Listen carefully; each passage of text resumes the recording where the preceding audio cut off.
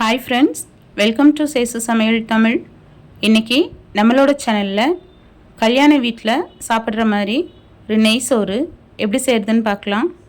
அதுக்கு முன்னாடி நீங்கள் இப்போ தான் ஃபஸ்ட் டைம் நம்மளோட சேனலை பார்க்குறீங்கன்னா சேசு சமையல் தமிழ் சேனலை சப்ஸ்கிரைப் பண்ணி பக்கத்தில் இருக்கிற பெல் சிம்பலையும் கிளிக் பண்ணிவிடுங்க. அப்போ தான் நான் போடுற வீடியோஸ்லாம் உங்களுக்கு நோட்டிஃபிகேஷனாக வரும், நீங்கள் மிஸ் பண்ணாமல் பார்க்கலாம். வாங்க இப்போ வீடியோக்குள்ளே போயிடலாம்.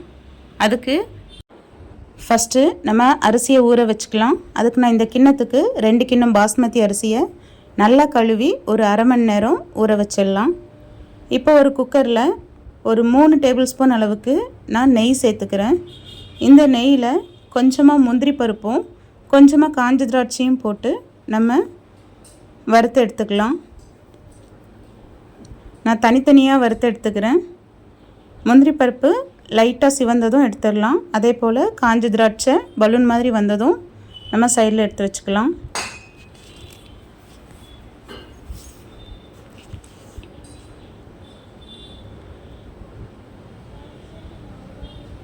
இப்போ அந்த நெய் கூட கொஞ்சம் எண்ணெய் சேர்த்துக்கலாம். இந்த எண்ணெயில் 2 துண்டு பட்டை, 4 லவங்கம், 4 ஏலக்காய், ஒரு அன்னாசிப்பூ, 2 பிரிஞ்சி இலை இதெல்லாம் சேர்த்து இந்த நெய் எண்ணெயிலேயே கொஞ்சம் பொரிய விடலாம்.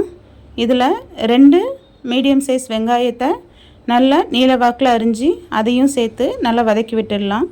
கொஞ்சமாக உப்பு சேர்த்து வதக்கும்போது வெங்காயம் நமக்கு நல்லா சீக்கிரமாக வதங்கி வரும். இது நமக்கு கொஞ்சம் பொன்னிறமாக வதங்கி வரணும். இதிலையே நல்லா பெரிய ஸ்பூனில் 1 ஸ்பூன் அளவுக்கு இஞ்சி பூண்டு பேஸ்ட் சேர்த்துக்கலாம்.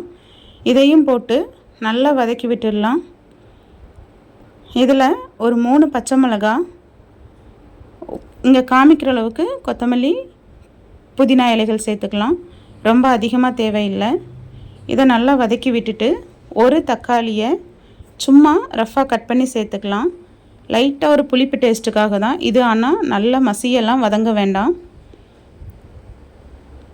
நல்லா வதங்கிடுச்சுன்னா கலர் சேஞ்ச் ஆகும்.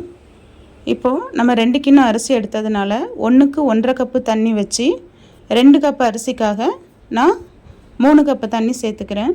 குக்கரில் வேக வைக்கும்போது 1க்கு 1.5 அளவு சரியாக இருக்கும்.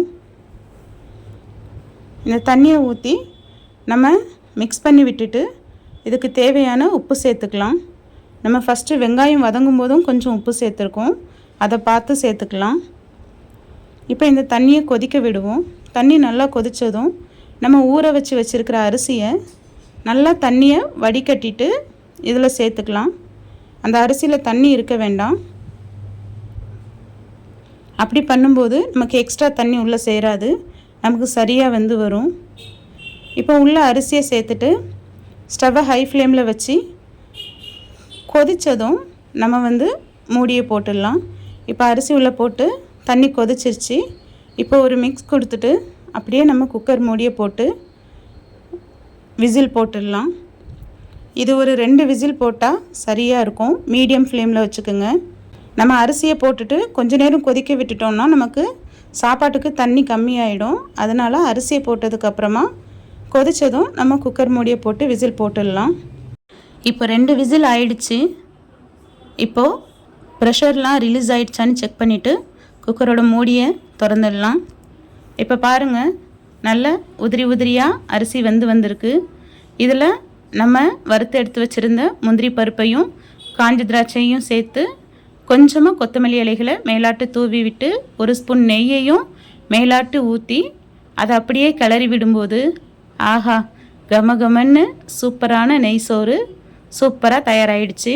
கண்டிப்பாக ட்ரை பண்ணி பாருங்கள். இதே போல் செஞ்சிங்கன்னா உங்களுக்கும் இதே போல் பூ போல் உதிரியாக சூப்பரான நெய் சோறு கிடைக்கும். பாருங்கள், எப்படி சேமியா மாதிரி பூ போல் உதிரியாக இருக்குது. கண்டிப்பாக ட்ரை பண்ணி பாருங்கள். இப்போது இது சர்வ் பண்ணுறதுக்கு தயாராகிடுச்சு.